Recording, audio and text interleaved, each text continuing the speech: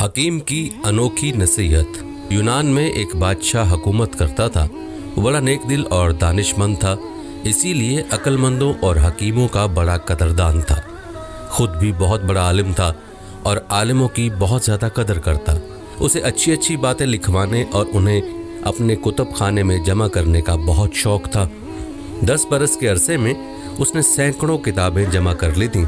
وہ ان نادر کتب کا مطالعہ کر کے بہت خوش ہوا کرتا۔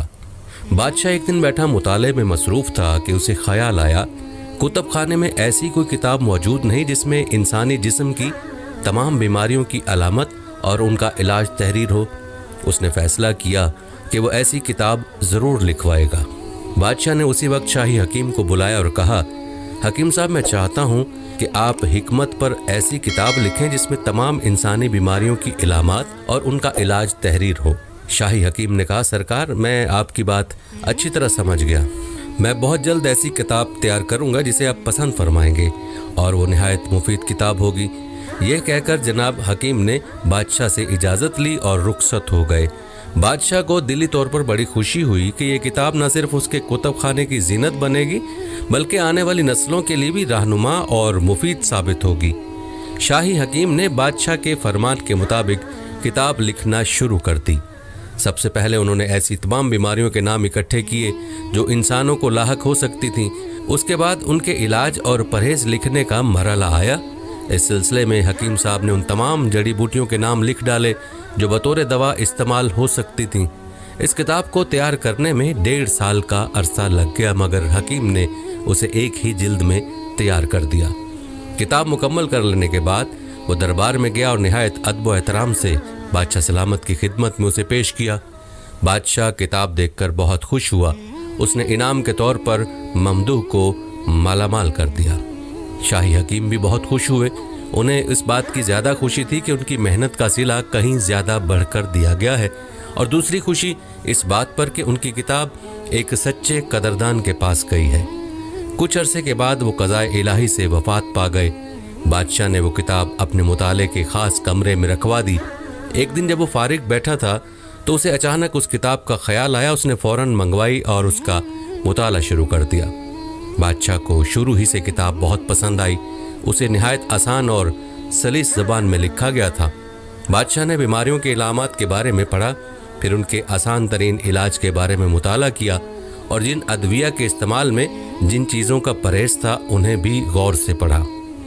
آخر وہ ایک ایسے باب پر پہنچا جس میں لکھا ہوا تھا کہ کیا چیزیں کھانے کے بعد کن کن چیزوں سے پرہیز کرنا چاہیے۔ اس کے بعد لکھا گیا تھا کہ اگر 2 متضاد چیزیں کھا لی جائیں تو ان سے کون کون سی بیماریاں پیدا ہو سکتی ہیں اور انسان کن کن تکالیف میں مبتلا ہو سکتا ہے۔ یہ باب پڑھ کر بادشاہ بہت حیران ہوا۔ وہ سوچنے لگا، بھلا یہ کیسے ممکن ہے کہ 2 متضاد چیزیں کھا لینے سے آدمی بیمار ہو جائے۔ ایک جگہ لکھا تھا کہ اگر تربوز کھا لینے کے فوراً بعد دودھ پی لیا جائے تو شدید ترین کولنج یعنی انتڑیوں کے درد کا خطرہ پیدا ہو جاتا ہے۔ اسے یہ بات ناممکن لگی۔ اس نے سوچا کہ حکیم صاحب تو اب اس دنیا میں نہیں رہے، ان کے بیٹے کو بلا کر دریافت کیا جائے کہ حکیم صاحب کے دعوے میں کس حد تک صداقت ہے۔ دوسرے روز بادشاہ سلامت نے شاہی حکیم کے بیٹے کو بلایا اور اس سے اس مسئلے کے بارے میں دریافت کیا، کیونکہ وہ خود بھی ممتاز حکیم تھا۔ بیٹے نے کہا، بادشاہ سلامت کا اقبال بلند ہو، آپ کو معلوم ہے کہ میرے والد ایک لائق اور تجربہ کار حکیم تھے۔ انہوں نے جو کچھ تحریر کیا وہ ضرور تجربے کی کسوٹی پر پورا اترے گا۔ بادشاہ نے کہا، ہم اسے آزما کر دیکھنا چاہتے ہیں۔ حکیم صاحب کے بیٹے نے کہا کہ آپ صبح کسی شخص کو طلب فرمائیں، اسے یکے بعد دیگرے دونوں چیزیں کھلائیں اور پھر اس کا نتیجہ اپنی آنکھوں سے ملاحظہ فرما لیں۔ بادشاہ نے اس کی بات مان لی۔ صبح ہوتے ہی سپاہی ایک صحت مند کسان کو بادشاہ کے دربار میں لے آیا۔ بادشاہ نے حکیم صاحب کے بیٹے کو بھی بلا لیا اور اسے کہا کہ کسان کو پہلے تربوز کھلایا جائے، اس کے بعد اسے دودھ پلایا جائے تاکہ وہ دیکھ سکے کہ واقعی یہ درد کولنج میں مبتلا ہوتا ہے یا نہیں۔ حکم کی فوری تعمیل ہوئی۔ کسان کو پہلے تربوز کھلایا گیا، اس کے 2 منٹ بعد اسے گرما گرم دودھ پلا کر ایک کرسی پر بٹھا دیا گیا۔ 1 منٹ گزرا، پھر 2 منٹ، پھر 3 منٹ، پھر 5 منٹ، یہاں تک کہ آدھا گھنٹہ گزر گیا، لیکن کسان پر کسی قسم کا کوئی رد عمل ظاہر نہ ہوا۔ جب کسان سے پوچھا گیا کہ تمہیں کسی قسم کی تکلیف محسوس نہیں ہو رہی تو اس نے کہا بادشاہ سلامت میں بالکل ٹھیک ہوں اور مجھے کسی قسم کی کوئی تکلیف نہیں۔ بادشاہ نوجوان سے مخاطب اور بولا تمہارے والد نے یہ عجیب بات لکھ دی، اب تم نے بھی دیکھ لیا کہ کسان پر ان دونوں چیزوں کا کوئی اثر نہیں ہوا اور وہ بالکل ٹھیک ٹھاک ہے۔ حکیم صاحب کا بیٹا سوچ میں پڑ گیا، آخر تھوڑی دیر بعد بولا بادشاہ سلامت مجھے 3 ماہ کی مہلت دی جائے، اسی عرصے کے دوران کسان میرے پاس رہے گا، 3 ماہ بعد میں آپ کے سوال کا جواب دوں گا۔ بادشاہ نے اس کی درخواست منظور کر لی۔ حکیم صاحب کا بیٹا کسان کو اپنے ساتھ گھر لے گیا اور اسی دن سے اسے شاہی کھانے کھلانے لگا۔ اسے نرم و ملائم کپڑے پہننے کے لیے دیے گئے اور سونے کے لیے بھی نرم اور انتہائی آرام دہ بستر دیا گیا۔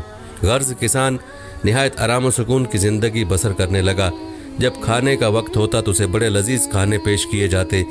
کسان نے کبھی سوچا بھی نہ تھا کہ وہ اپنی زندگی میں ایسے عمدہ کھانے کھا سکے گا اور عیش کی ایسی زندگی بسر کرے گا۔ آخر کار 3 ماہ کا عرصہ پورا ہو گیا۔ حکیم نے سوچا کہ اب کسان کے مزاج کا امتحان لینا چاہیے۔ اس نے ایک رات اس کے بستر کی چادر کے نیچے مختلف جگہوں پر گندم کے دانے بکھیر دیے اور پلنگ کے ایک پائے کے نیچے گتے کے موٹے موٹے ٹکڑے کاٹ کر رکھے تاکہ دیکھا جائے اسے نیند آتی ہے یا وہ بے چین ہوتا ہے۔ سونے کا وقت آیا تو کسان اپنے پلنگ پر جا کر لیٹ گیا۔ اس نے محسوس کیا کہ اس کا بستر ناہموار ہے اور اسے کوئی چیز چبھ رہی ہے۔ جس طرف بھی کروٹ لیتا ہے اس کا یہی حال ہوتا ہے۔ کمرے میں اندھیرا تھا، اسے نظر بھی کچھ نہیں آیا۔ اس نے ساری رات بے چین اور بےکل ہو کر کاٹی۔ دن نکلا تو اس نے شکر ادا کیا۔ ناشتے کے وقت حکیم نے کسان سے پوچھا کہو بھئی رات کیسی گزری؟ کسان نے کہا حکیم صاحب کچھ نہ پوچھیں، رات بہت بے چینی سے گزری، یوں لگتا تھا جیسے پلنگ اونچا نیچا ہو، کمر میں تمام رات کنکر چبھتے رہے، میری تو ساری رات آنکھ نہیں لگی۔ یہ سن کر حکیم نے سوچا کہ اب اس کا مزاج بدل چکا ہے، عیش کی زندگی نے اس کی طبیعت بدل دی ہے۔ وہ کسان جو تمام دن دھوپ میں کام کیا کرتا تھا آج اتنا نازک مزاج ہو چکا ہے کہ اسے گتے کے صرف 2 ٹکڑوں سے پلنگ ناہموار محسوس ہونے لگا ہے اور باریک گندم کے دانے پتھروں کی طرح چبھنے لگے ہیں۔ حکیم اپنے کام سے مطمئن ہو کر کسان کو بادشاہ کے پاس لے گیا اور کہا کہ حضور اب آپ اس کا امتحان لیں۔ بادشاہ تو اسی انتظار میں تھا، اس نے فوراً تربوز اور دودھ لانے کا حکم دیا۔ جب دونوں چیزیں آ گئیں تو کسان کو پہلے تربوز کھلایا پھر دودھ پلایا گیا۔ ابھی 1 منٹ بھی نہیں گزرا تھا کہ کسان کے پیٹ میں شدید درد شروع ہو گیا اور تکلیف کی شدت سے وہ تڑپنے لگا، یہاں تک کہ اس کی حالت غیر ہو گئی۔ بادشاہ اس تبدیلی پر بہت حیران ہوا۔ اس نے حکیم سے پوچھا کہ اس کا کیا سبب ہے؟ اس نے کہا حضور بات یہ ہے کہ میرے والد نے نسخے بہت سوچ سمجھ کر لکھے تھے۔ کتاب میں زیادہ تر نسخے بادشاہوں کے لیے لکھے گئے اور جو باتیں تحریر کی گئیں وہ شاہی مزاج کے مطابق تھیں۔ اب اس کسان کی بات سن لیں، پہلے یہ بڑا محنتی تھا، سخت محنت مشقت کیا کرتا اور اس کا معدہ لکڑ ہضم پتھر ہضم تھا، لیکن جب اسے عیش و عشرت میں رکھا گیا تو یہ نرم اور نازک مزاج ہو گیا۔ شاہی کھانے کھا کھا کر اس کا معدہ پہلے جیسا نہیں رہا۔ آج آپ نے دیکھ لیا کہ تربوز اور دودھ نے اس پر کتنی جلدی اثر کیا اور یہ درد اور تکلیف کی وجہ سے تڑپنے لگا۔ یہ صرف اور صرف آرام طلبی اور محنت نہ کرنے کا نتیجہ ہے۔ کسان جب تک محنت کرتا اور سادہ زندگی بسر کرتا رہا وہ بیماریوں سے دور رہا، لیکن جب وہ محنت ترک کر کے عیش و آرام کی زندگی بسر کرنے لگا اس کی طبیعت میں نزاکت آ گئی اور وہ بہت جلد بیمار ہو گیا۔ بادشاہ نے حکیم کے بیٹے کی بات مان لی اور کسان کے علاج کا حکم دے دیا۔ اللہ تعالی ہمیں آرام کی بری عادت سے بچائے اور محنت کرنے والوں کی طرح کامیاب بنائے۔ ناظرین یہ بات بھی واضح کر دوں کہ حضرت عمر رضی اللہ تعالیٰ عنہ فرماتے تھے کہ میں کسی آدمی کو دیکھتا ہوں اور وہ مجھے پسند آتا ہے، مگر جب معلوم ہوتا ہے کہ وہ کوئی کام نہیں کرتا تو میری نگاہ میں گر جاتا ہے۔ حضور نبی کریم صلی اللہ علیہ وآلہ وسلم نے ارشاد فرمایا تندرستی اور فرصت کے لمحات 2 ایسی نعمتیں ہیں جن میں اکثر لوگ گھاٹے میں مبتلا ہیں۔ حضرت عمر بن خطاب رضی اللہ تعالیٰ عنہ کا ارشاد گرامی ہے میں اس بات کو بہت معیوب سمجھتا ہوں کہ تم میں سے کوئی لا یعنی بے معنی زندگی بسر کرے، نہ دنیا کے لیے کوئی عمل کرے نہ آخرت کے لیے۔ حضور نبی کریم صلی اللہ علیہ وآلہ وسلم کا فرمان عالی شان ہے اللہ تعالیٰ نوجوان سے سستی پر نفرت کرتے ہیں۔ حقیقت یہ ہے کہ بیکاری نہایت بری چیز ہے، وہ آدمی کی تمام بہترین صلاحیتوں کو کھا جاتی ہے۔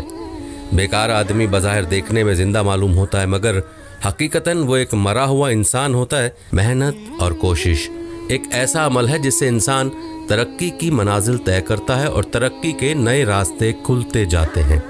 محنت کی ہو تو ہی انسان کی عظمت بھی ہوتی ہے۔